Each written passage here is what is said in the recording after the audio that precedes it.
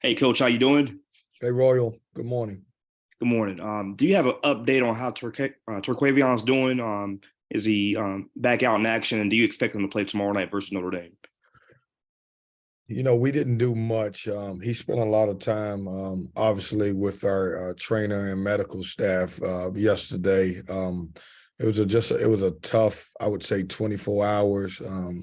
Seeing him laying on the floor like he was, and obviously being able not to move as much as we would like him to. Got back late after the game.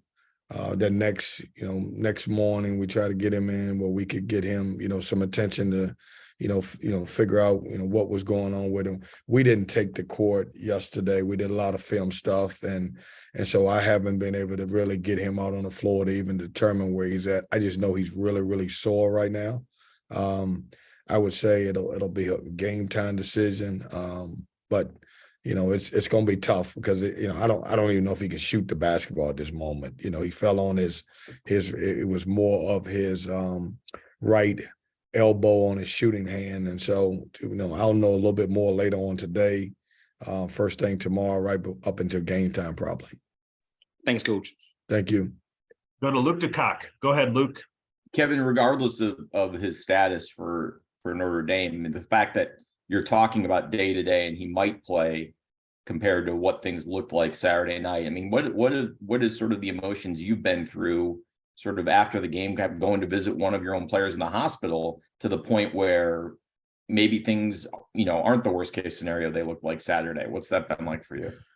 Yeah, Luke, it's tough. I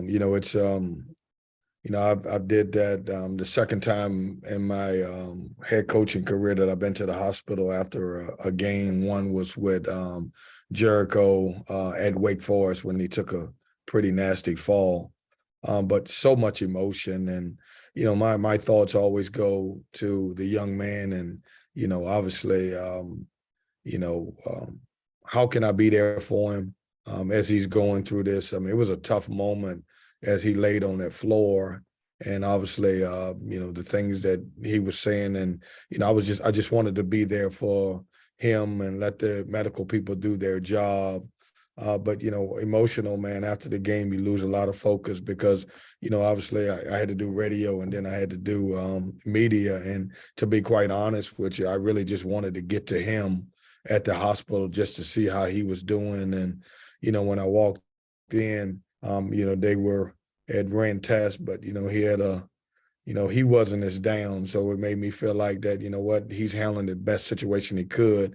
And obviously at that point, we didn't know what the results would be. And we got some best case scenario because, this is, one of your kids, and you don't want a season ending injury to happen to anybody. And just to know that whenever he's healthy, he's going to be able to get back on the floor, whether it's tomorrow or Saturday or next week. It was really, rewarding to me. You have to feel like you dodged the bullets. Well, I feel like we're blessed because, we've been on the other side of that so much with Devin Daniels and Dushan and even Manny Bates. And obviously you talk about Ernest Ross. So we've had so much of that, and just to see him go down the way he did, and he's not the biggest guy in the world anyway. Jumped pretty hard, high, and then he hit the ground pretty hard, and you just don't know what can happen at that point. Go to Trayvon Miles. Go ahead. Hey, Kevin, after the game on Saturday, you told us you would have to see the play to give your thoughts on it, where T got hurt. Now, I'm assuming you've seen that play, wanted to get your thoughts on that. I thought it was a good basketball play. I mean, I didn't think Leaky did anything intentional to try to harm him at all. I thought it was a really good basketball play. I thought he went for the ball, maybe even tipped the ball. It was ugly because, he came across and basically he missed it and hit him across the head. And then obviously just the way he fell. Thanks. James Henderson, go ahead. Hey, Kevin, hope you're doing well. Seems like you played a lot of these same guys from Notre Dame forever, but I wanted to ask you about Nate Laszewski and that matchup with him. God, man, he's tough. You look what he just did. I think 7 for 9 from 3. I mean, he's really tough. And he may be one of the toughest matchup guys in our league because he has the ability to, take you down low at his size at 6'11". But, he stretches you out so much. He makes you play a little bit different because you have to respect him on the perimeter. And they do a good job of running a continuity motion offense where he's in a lot of pick and pop situations. And so really tough situation, tough matchup for us. I think more tough for anybody in the league because anytime you got a guy that can step out and shoot it that well, it really causes a lot of problems. Thanks, Kevin. Thank you. Rob McLam, go ahead. Yes, Kevin, I was wondering what positives do you take from the game in Chapel Hill, particularly in regards to how your team played after Smith got hurt? I thought we did a lot of good things. I thought throughout the entire game we did some good stuff. I thought defensively we were very stingy.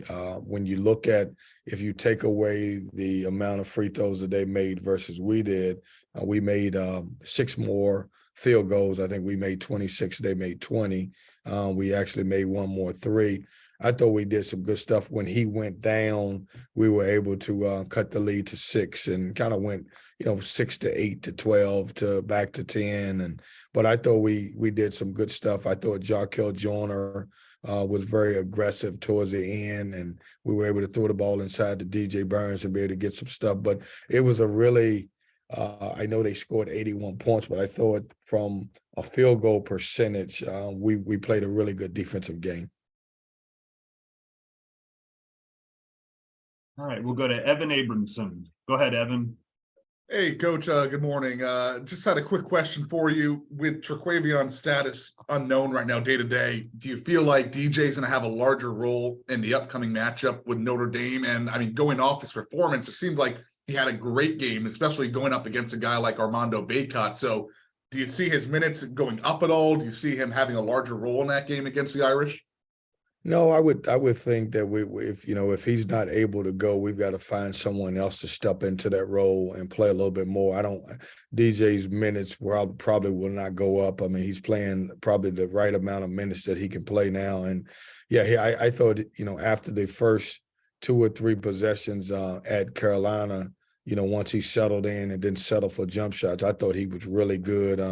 I thought he scored around the basket. He gave us a tremendous lift, and, we could throw the ball inside to him, and then certainly he's a great passer. But I don't know that, someone else would have to step up, one of those other forwards, or we would, go with an LJ or a Breon Pass to be able to step in and play a little bit, few more minutes. And your final question will come from Josh Graham. Go ahead, Josh.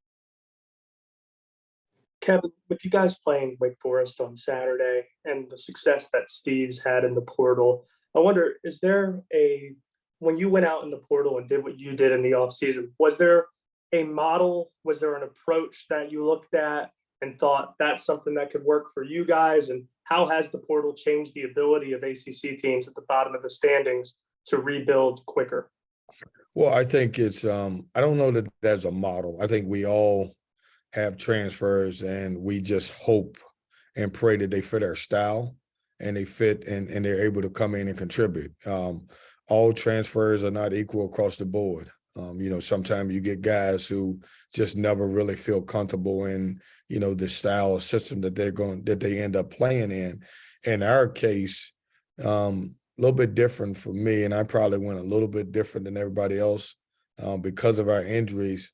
I went with 2 centers, and most people wouldn't do that. And today, you typically have 1 center on each on team. But I ended up with DJ and Dusan, which I thought was very important because I was gun shy because what had happened the previous year with Manny Bates. And then, we did it to replace Jericho Ellams, and we got a Jack Clark. And obviously I didn't have, Sebron leaving, who ended up playing a point for us. We needed a starting veteran guy who could come in and play. And so I think it's more fit. You look around college basketball, all transfers are not playing great, but if you can get the ones that you feel like fit your system, it's a little bit different now than going on in high school, because now you get a chance to really look at your team and figure out what do you need, what's your fit. And that's where I think the portal is really good at, because you can be a little bit picky and say, hey, I need an older guy at this position to help increase our team or make our team better. Thanks, Kevin. Thanks, guys. Kevin, thank you. We appreciate it. We'll see you next week. All right. Thanks, guys.